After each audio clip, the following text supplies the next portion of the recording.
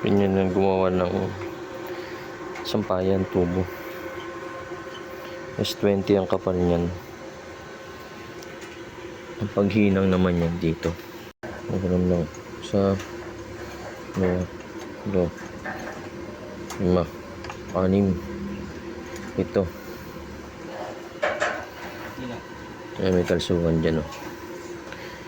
Yan, yung kalsuhan para hindi nagagalaw-galaw. Lalo kung marami kayong gagawin. Ang pagtakbo po? Oo. Alam mo ba, nung dalaga pa ako, may sport din ako. Talaga po? Ano pong sport nyo? Sa track and field ako. Lumalaban ako dati sa long jump. Long jump? Paano po yun? Palayuan yun ang tinatalon. Sa track and field kasi, iba't ibang klase ng laro yan.